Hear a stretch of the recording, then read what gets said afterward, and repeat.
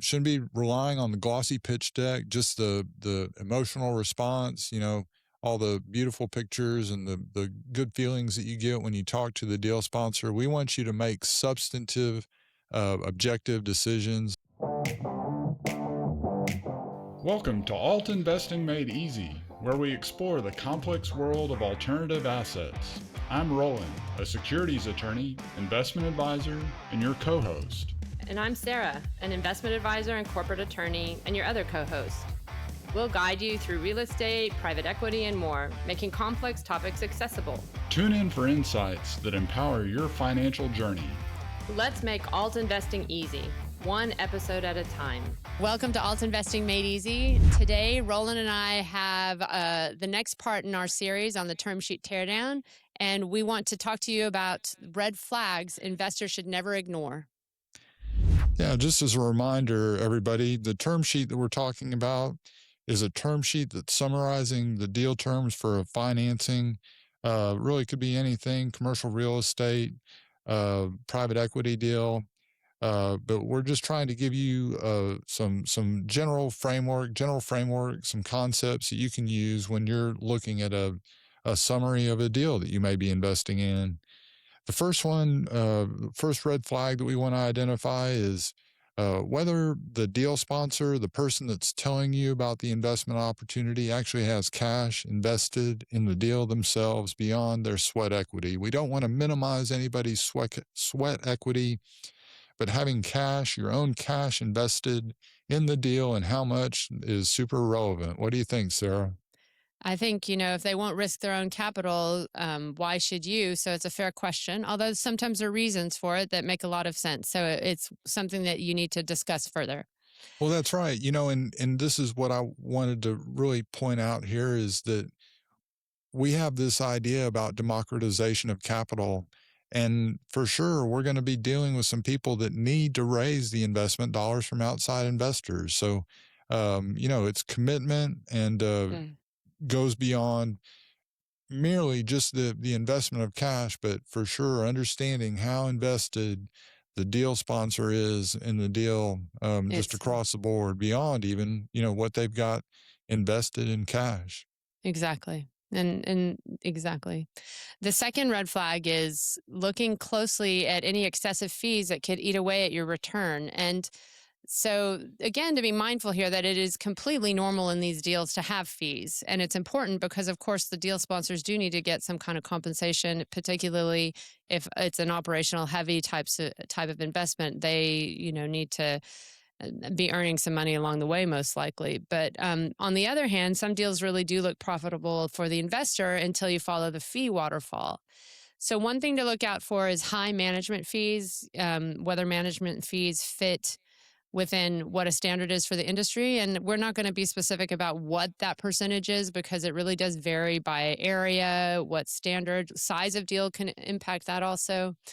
There can be opaque admin or platform fees. These you'd always want to understand a little bit more about whether that's a capped amount or what that is. There sometimes are multiple layers of fees upon acquisition, disposition related to refinancing. Again, those are standard in some types of private investing, but it's important to make sure that they're benchmarked against what is the current standard in the industry. And another thing is if performance fees are kicking in too early. So in a waterfall where a deal sponsor or a general partner or there are various names for who that party is, if they start to get too much of the carry or anything too close or before certain other things happen for an investor, that could be a cause for concern. So what do you think, Roland? Yeah, for sure. Every time I review an investment opportunity for an investor, one of the first things I do is hit Control F to find references to fees. And then what you said, Sarah, is so relevant that in a lot of these industries, there are sort of norms in terms of what these fees should be, considering market standards, and there are ranges, of course, but paying attention to those fees is really important. Number three is we've got it listed here as circular GP affiliate Exactly. structures, but I think about these types of transactions, these red flags, is related party transactions. This is a required disclosure, and under the securities laws, you have an obligation as a deal sponsor to disclose to your investors any related party transactions that you're going to be entering into in connection with the deal that you're sponsoring. And really good example of this would be a development project, and I'm the deal sponsor, and I'm going to use my brother-in-law's construction company to do all the construction work. That's not necessarily illegal, but if I fail to disclose that to investors, it certainly is material. And, the failure to disclose would be material. And the biggest thing that people should remember here is that there's nothing untoward necessarily with the related party transactions, but what we really want to make sure of is that they are disclosed and that the terms are commercially reasonable. Just because he's my brother-in-law, he should expect to give me the same deal or receive the same deal, the payment terms, what I'm going to be paying him, that everybody else is. And Hmm. he should understand that too from the perspective of an investor who expects that. So, what do you think, Sarah?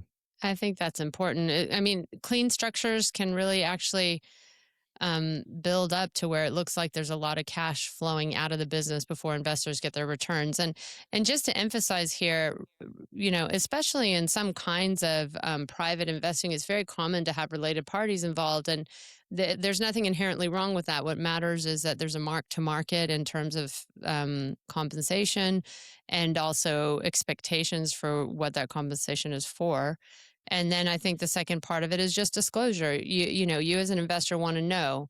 If it's hidden, that just tends to sit wrong. So That's moving on right. to point red flag number four, and we've talked about this before, is this idea of perfection dependent underwriting. So making unrealistic assumptions about how a deal is going to go. So, for example, it's the rosy glasses assumption where the deal is going to be successful and you're going to make the profits that you think you're going to make from it only if everything goes right. Nothing goes wrong. So, interest rates don't change, occupancy doesn't change, economic growth is as expected, et cetera, et cetera.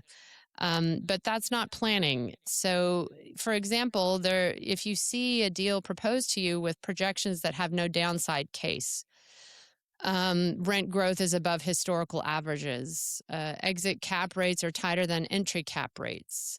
That would be in commercial real estate. Or borrowers or tenants are assumed to perform flawlessly. So, if you have a private credit deal presented to you, what's going on? If what's the profile of the potential borrower? It's one thing to say that it's secured, but does that actually mean that it's infallible? So I do think that in this case there's a lot of very specific assumptions depending on the industry and the type of deal. And a smart sponsor is one who will map out and do some testing on variables for these different risk areas, and then you can see combinations of those, and that is a good sign that risk is actually being managed. What do you think, Roland? Yeah, for sure, Sarah. And I like this, what we've got in the outline here, that the statement about good allocators ask, what does this deal look like when things go wrong? So I think that's a great question to ask when you're evaluating an investment opportunity, is make those assumptions and make sure that the deal sponsor are making those assumptions themselves, kind of giving you a worst case scenario, the conservative, the middle of the road, and then the optimistic. But if they're not, realistic about that conservative estimate, targets, then, um, you know, just it should be a red flag. Exactly. Yeah, no, exactly. Oh, okay, so I guess we're on number 5 now. No independent auditor. This is good for us to bring up. A lot of times you will invest in a deal and their financial statements won't be audited by a third party auditor. And that auditing function does give investors a lot of confidence, can give investors a lot of confidence. But the thing that I would note is that it creates an expense for the deal. And when you get into a big enough deal, for sure, the deal is going to engage an auditor, but you may be investing in a smaller deal that's not, the books aren't audited. And so just be aware what that implies just in terms of the financial information that you're receiving from the company. And one takeaway or one thing, one hint or tip that I would give people is this becomes particularly relevant in a one man team. You know, if you're investing in a deal that's sponsored by one person, there's no redundancy. And it's a lot easier to conceal things when you don't have someone that you have to share information with. So if you've got a two-man team, it's harder for them to, Yeah. you know, be dishonest, I guess, just because of the sheer numbers. So what do Right. you think, Exactly. Sarah? Yeah, you need a buddy to keep you on the straight and narrow. Yeah, because a sponsor who resists audits is a sponsor who doesn't want their work scrutinized. And if it's a small deal and the cost of an auditor is not really merited, at least having another person there, typically would lead to just another set of eyes, even if it's just mistakes that are being made, not even intentional That's right. misrepresentation or anything. So, number six, the red flag is limited reporting transparency. And this also is related to the point five. As an investor, what do you get until you get your money? You get information. And your information rights are limited, but you have them also. And so transparency is not optional. At the beginning of the deal, transparency is mandated by law and regulation. First of all, there's certain disclosure that's required, but it's also such an important attitude or mindset to embrace for sponsors, and investors should expect that from their sponsors. And that is, that you, quarterly reporting is consistent. It has financial statements with it. You see asset level KPIs potentially, depending on what kind of investment it is. Management or investor calls on a regular basis. I think a lot of times these can be quarterly, but for sure there needs to be some kind of generic communication process between management and the investors. And then, of course, the big one, which is when things get tough, did that deal sponsor stop talking? Because probably they're worried and they don't want to deal with Mm, conflict. that's a Well, great that's point. that's exactly when you need to, and we advise about this, and we also help clients with how to do this. But it's very important to share the bad news. You don't, like with anything in life, if you hear the bad news from somebody else instead of the person who should have told you, that breaks down trust, and it can lead to thinking things are worse, which then leads to all kinds of spiraling out of control problems. So really, you as an investor would want to expect, or maybe also if you wanted, to approach the sponsor with grace, just say, hey, I'm expecting bad news. I know interest rates are out of, have gone up. Talk to me about it. Talk to us about it. So this is something that's really important for not just entering into an investment, but also uh, keeping along, and also it's part of the job of being an investor is to keep up with all that information as it's shared and keep up with the fact that it needs to be shared. Yeah, for sure. And remember, everyone, you're investing in private securities. And so you don't have the luxury of being able to log into Edgar, the SEC's database, and look at a company's 10Q, 10K, or the 8K that are required to be these are all forms that are required to be filed whenever you're subject to the Exchange Act reporting requirements. And these private securities deals, they aren't. They're obligated to disclose all the material information about your investment, but a lot of that disclosure, the continuing actually obligation, it's defined in the term sheet. So it's an important thing to and the definitive deal documents as well. So it's an important thing to ask about, and you'll get the sense at the outset of the deal sponsor how communicative are they going to be. You want somebody that is not afraid to communicate with you. Exactly. All right, well, we've got number 7, illiquid structure with short-term promises. So we always talk with people about part of the disclosure is what's the potential holding period for the investment. As an investor, how long am I going to have my money at risk? And in so many of these commercial real estate deals, we typically disclose kind of a standard disclosure is we're going to hold it for 3 to 5 years, particularly in the past where we're doing some kind of rehab or capital improvement and expecting to increase rates and then increase value and then sell after some time period. So understand that if we have a deal sponsor coming in and telling us that they want to invest in this type of strategy, but they want to allow their investors to withdraw their cash after a year, well, we really challenge them as attorneys and say, listen, are you going to have the cash? Because if you're telling people that, if you're offering that liquidity option to them, it's a great deal, but you've got to be able to follow through. And if you can't, then potentially people will be mad at you for not being able to meet your promises. And as we know, angry people can sue, and that's the last thing that we want to invite a deal sponsor to offer terms that they're just not going to be able to honor. So liquidity is a really important consideration, and making sure that the deal sponsor is being realistic and not blowing smoke in terms of what expectations about liquidity that they're creating with their investors. Well, and basically, wanting to kick that can down the road. So because liquidity just doesn't magically appear, and in the private markets, just like you said, Roland, it has to be engineered.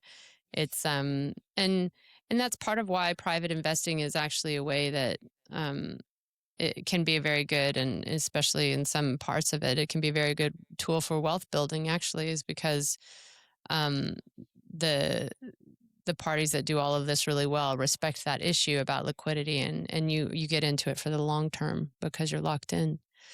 Moving on to red flag number 8, patchwork track record or coming up with a new strategy. So deal sponsors typically need to well, they're required to disclose their work history and the relevant work history, but it's also, the history of a deal sponsor is very, very important to an investor. And it needs to be real. But the tricky bit is that some deal sponsors might claim, experience in a new field when they actually have experience in an old field. Say a real estate team claiming venture experience, or a credit sponsor suddenly trying to get into a private equity proposal. And in principle, I don't think that this is necessarily wrong, but it's a red flag because you need to make sure you really understand how much of the skills from previous deals are transferable into the new environment and the new investment proposal. And some people are able to do that well, and other people aren't. So a good golden rule is that you only count the track record that matches the strategy you're investing in. And that's fair. And that's one approach to take. And then if you are considering deals that look like people have a different patchwork, how they present that is probably also what's important. Admitting, for example, or saying that their experience is in a different area and they think these specific skills are transferable into this new area, to me, strikes me as something that's transparent. And you can make a choice about whether you're comfortable with that or not as an investor. But this is something to just be, to be a generic private sponsor of private securities deals is probably a little too generic, and you'd want to dig down into the specific industry, and related experience in that industry for the deal you're looking at. And whenever we talk about track record, Sarah, I always think about how it's materially misrepresenting. It's misleading for Mm, me to cherry pick my past performance, only tell you about the good things that happened and never about the deals that didn't go so well. So hmm that's one thing that I think about with track record. It's not directly related, but we'll call that 8.5. I think it's important Okay, how too, isn't about it? number 9? 8.5. What's that? Oh yeah, no, we're Yeah, just go going ahead. through the list. But number 9, vague use of proceeds. Again, this is a required section, required disclosure, for sure material. How is the deal sponsor going to be using the money, the investment dollars that it's raising for the deal? And if they're not specific about it, you want to see, they should be specific. They should be very clear. Use of proceeds. It's required disclosure. I don't know how much more there is really to say about that, but feel free when you get that use of proceeds to drill down, ask them specific questions. And it's maybe easier with the commercial real estate, but there can be hidden things there as well. So I don't really have anything else there. No, I think that this is hopefully something that's intuitive for most investors, which is, what are you using my money for? And a good, like a good deal sponsor, this is like non-negotiable, really, I would say, with the some of our clients, right, Roland? Like, they absolutely want, their investors to know exactly what their plan is for where these things are going to go, where the proceeds are going. So the last one on our list of 10 red flags are conflicted roles. And this one is also really important. Sometimes you can see that one entity or one set of people are performing multiple roles, and sometimes it creates efficiency, and sometimes it translate that kind of converts over into a minefield of conflicts. So sometimes you see the general partner as the lender. Maybe they'll be the broker. They could be an asset manager or property manager.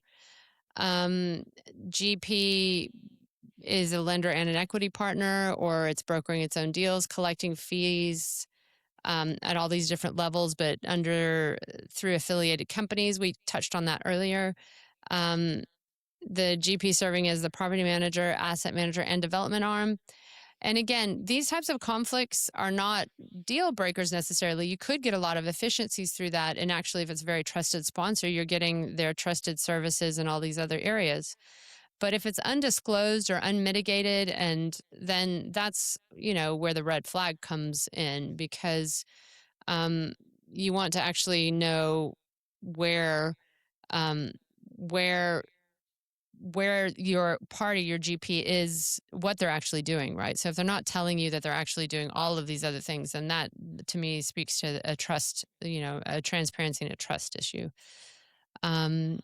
So I don't know, Roland, do you want to move on? These are our 10 red flags. And if you use this list when you evaluate a deal, the idea is that this helps you um, at least have a checklist. And I think Roland's going to tell us a little bit about how you could actually get this term sheet teardown that includes this checklist and others to help you analyze term sheets and deals that you might be interested in investing in. Yeah, that's right, Sarah. We've generated this ebook that it's not going to be available on Kindle, but it's through a PDF that we can email to you. But we want to get some involvement. Use this as um, a resource for our audience members that we'll send to you for free. We really think that this will allow you to turn your investments into more profitable investments just by going through and using this as a checklist. If you're serious about private investing in private securities deals, you shouldn't be guessing. Shouldn't be relying on the glossy pitch deck, just the emotional response, all the beautiful pictures and the good feelings that you get when you talk to the deal sponsor. We want you to make substantive, objective decisions, and that's why we're making this term sheet teardown available free to all our listeners and viewers who subscribe to our channel. So here's the deal. What we'd like you to do is subscribe to the podcast, subscribe to the YouTube channel, and take a screenshot showing your subscription, and then email that to info@altinvestingmadeeasy.com with the subject line term sheet teardown access. We'll put all this in the show notes as well. But once we got that image, we'll send you a free copy of the term sheet teardown PDF. And it's really providing you with the same framework that professional asset allocators use to make their investment decisions. Well, let's see, Sarah. What did I miss anything there? No, I think that's great. So just remember, when you get our guide, we're presenting this guide in pieces in our series. So it's more than just what we've discussed here. So it's definitely worth your while. There's the complete term sheet teardown framework, 60-second term sheet checklist, red flag and green flag checklists. We haven't gone through green flags yet. Deal comparison metrics, and all of these things help focus the mind. And Roland and I were laughing before about how we're going to use our own term sheet teardown when we evaluate our own investment opportunities that we are also involved in. So we highly recommend it to you. That's why we prepared it. And, we intend for our listeners, viewers, and subscribers to have a tool that can help them be successful. So I think that about wraps it up, Roland. Shall I close it out? Yeah? I think so, Sarah. Okay, well, thanks everyone for joining us today on Alt Investing Made Easy. We hope you enjoyed this episode. And as I said, please like and subscribe. Go through the process Roland just described, where you take a screenshot and email info@altinvestingmadeeasy so that you can get your free copy of the term sheet teardown. And remember, everyone, take aim with your alternative investing strategies. See you next time.